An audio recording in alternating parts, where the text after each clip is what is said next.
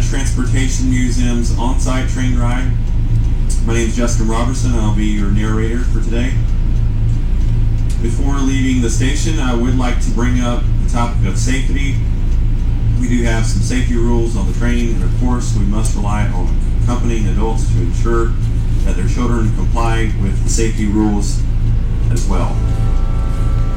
First of all, everyone must remain seated during the entire ride. Secondly, for the old cars with open windows, please do not put any heads or arms outside the windows at any time.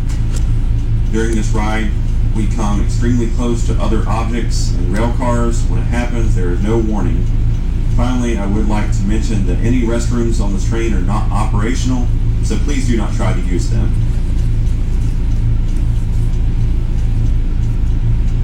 Before we leave, I would like to give you a little brief history of the depot to the right. Barber Junction, which is on the right side of the train, is celebrating its 119th anniversary in 2017, and it was built in 1898 and was located 12 miles west of us. It served as a passenger station for 1898 until 1968, when Southern Railway abandoned it. A former Rowan County Commissioner named Hall Still bought it around 1970, and in 1980 it was mounted on a flatbed hauler and carried all the way to Spencer after it was donated to the museum. In 1996 it was restored and operated, reopened as our visitor center. Last year we have completed another major renovation on the depot. Pulling our train today is EMD built number 2601, a Southern Railway diesel used to pull freight trains until the 1980s, whenever it was purchased by the museum and brought here and restored, and since has pulled our on-site train ride.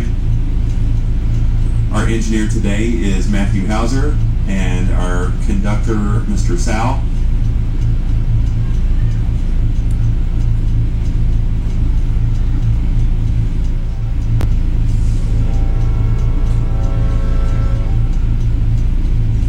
Those two blasts means we are about to be moving forward.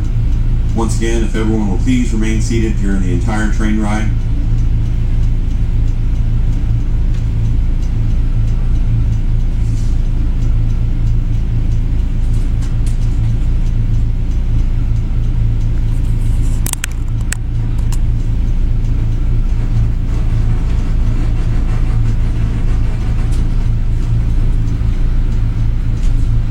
As our train rolls south, if you look over to your left, you can see our paint shop.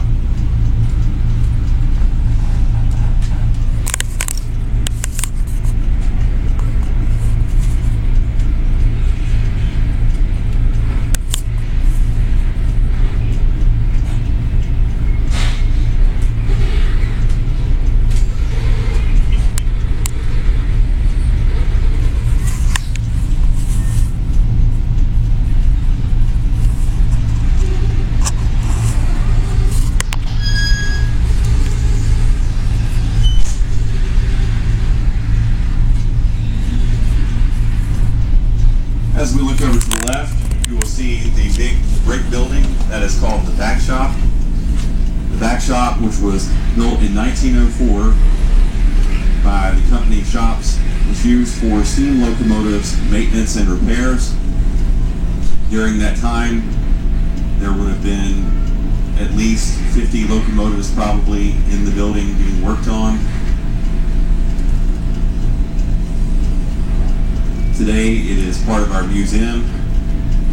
It houses automobiles and a DC-3 aircraft, which is being cosmetically restored. Once it is finished, people will be able to go inside. Over to the right is our gift station.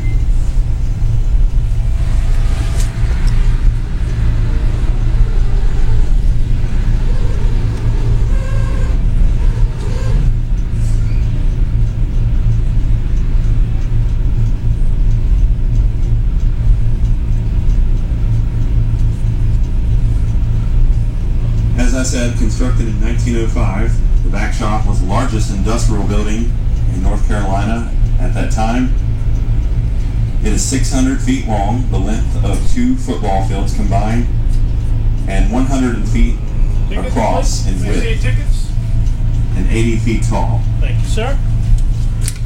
Thank you very much. Thanks for riding with us. As I said, overhauls, which is major machine work, it is estimated that up to 15 steam locomotives could have all been rebuilt at the same time. They could do this thanks to an overhead crane system. Engines brought into the south end of the building could literally be picked right off of the rails and moved from workstation to workstation.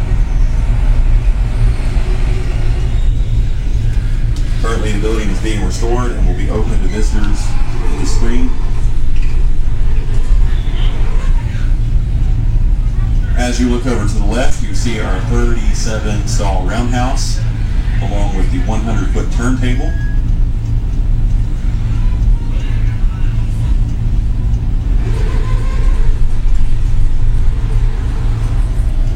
To the right is our oil house and what used to be a radio shop for the Southern Railway after the diesels took over the steam era.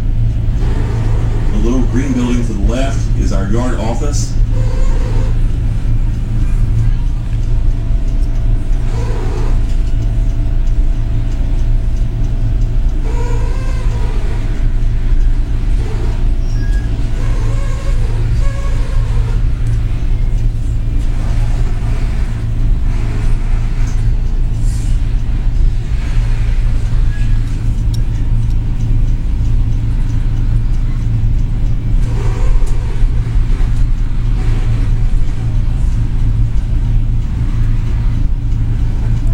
Soon our train will pass by a rather odd-looking concrete building with a tower on it. It'll be over to the right. It's called the Sand House. And it too was built in 1913. The Sand House was used to dry, screen, and store sand used on locomotives. Sand was put inside steam locomotives for traction. When a train would begin to go uphill, the engineer would pull a certain lever and that would cause sand to run down a pipe and it would pour out onto the rail, which would create traction for the wheels when a train was carrying a heavy load up a grade. Today, the sand house is still used for traction in wet or icy weather when traveling up a steep grade or even when pulling a heavy load from a complete standstill.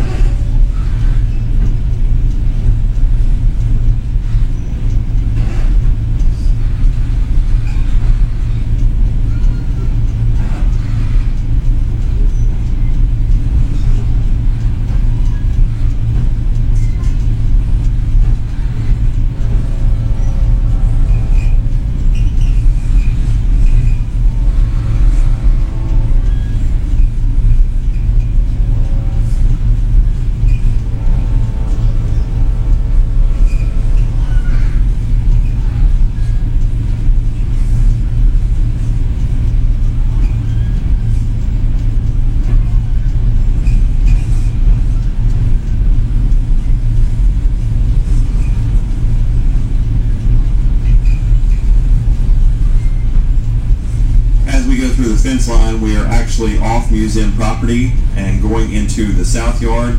We are able to do this thanks to Norfolk and Southern, the area which is just opened up on the east side of our train is where the stockyards used to be located for animals designed for market were taken off the trains to be fed and watered.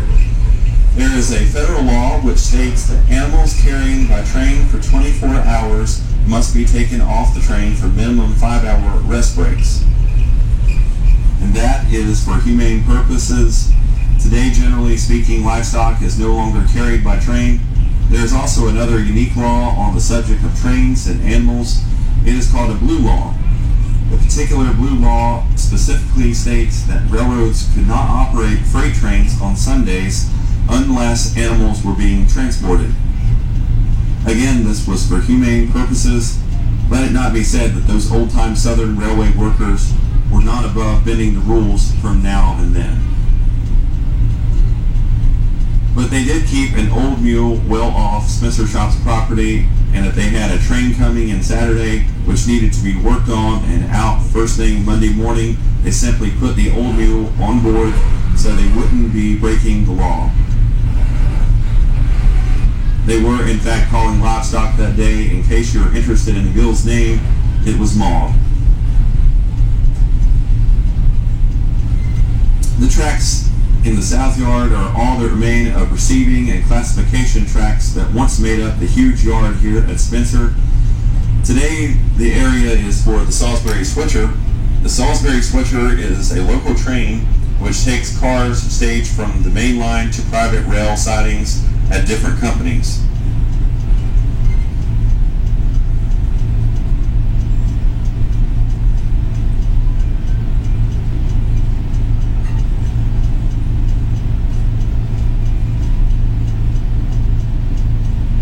Ladies and gentlemen, we are now approaching the southern terminus of our train ride. Once again, we will come to a complete stop and reverse directions. Please remember that it is important to everyone to remain seated. For those of you who are interested and know exactly where we are, when we stop, our locomotive will be only a few yards from the Salisbury City line.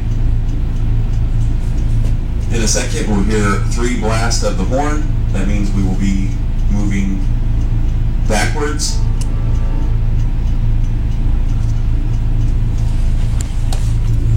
Our next stop will be at the Roundhouse as a courtesy. For those passengers who do not want to return to Barber Junction, no one will be required to leave the train at the Roundhouse. For those of you who want to leave us at the Roundhouse, please remain seated until the conductor informs us that it is safe to leave the train. Once again, when you climb out of the vestibules, please do grab the handrails and step down very cautiously. When we have permission to leave the train, use the doorway and staircase designated by the conductor, please. There is no platform at the Roundhouse, so please exercise due caution as you leave. There may be a short delay after we stop, as the train crew has several tasks before it is safe to leave. For those of you who wish to go on to Barber Junction Depot, just remain in your seats. We will only stop at the Roundhouse long enough to discharge passengers. We will not remain at the location. Again, ladies and gentlemen, the Roundhouse stop is purely a courtesy stop. No one is required to leave the train at the location.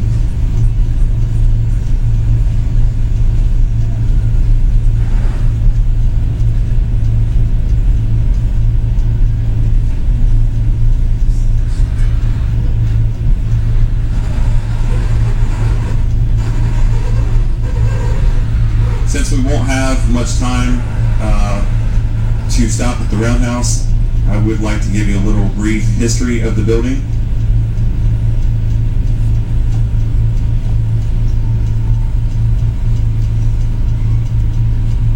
Our current Roundhouse has 37 bays and was built in 1924. It was named after Robert Julian, the Roundhouse foreman at the time, and is located on the same site as the original, much smaller Roundhouse, which was built in 1896. The Roundhouse has separated sections for freight and passenger engines in the late 1940s and early 1950s. Platforms were installed to facilitate work on diesel locomotives. The Roundhouse was primarily used for light repairs and inspections to locomotives. When you visit the Roundhouse, you can begin your tour with a movie about the history of Spencer Shops, which is shown in the Orientation Gallery. Then you can go on to visit the best of our rolling stock exhibits, as well as our Aviation Gallery, which houses a replica of the Wright Brothers Flyer that is on the loan to us from the National Park Service. In the middle of the Roundhouse yard is a big 100-foot long turntable. The turntable was used to turn around locomotives and rolling stock into and out of the Roundhouse.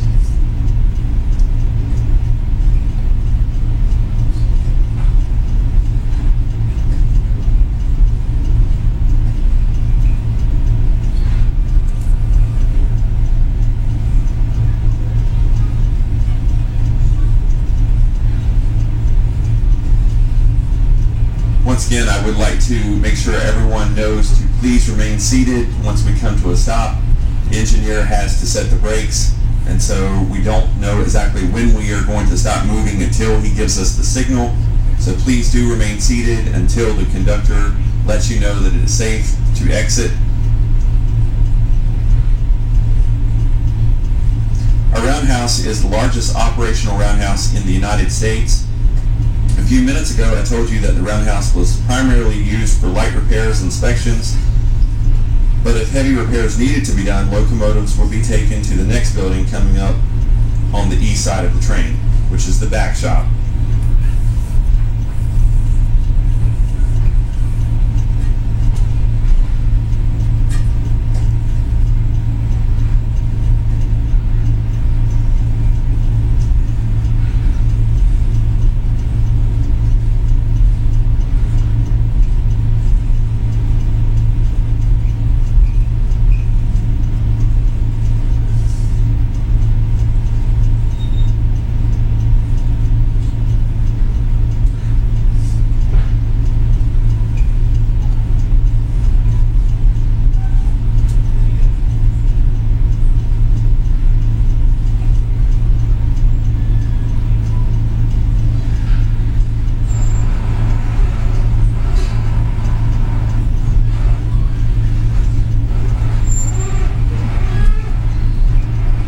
Over to the left, you'll see some of our coaches, former Reading and Northern. These coaches have been used for our on-site train ride for many years. They are worn out now and will probably be leaving our museum within the next year or two.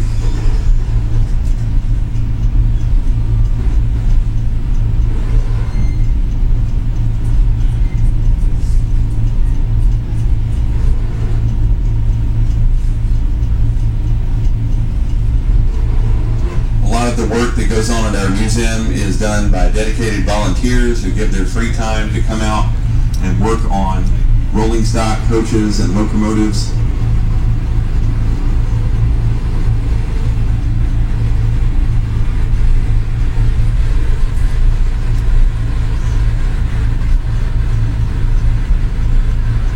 Once again, ladies and gentlemen, as we come to a stop, the conductor will let you know when it is safe to exit.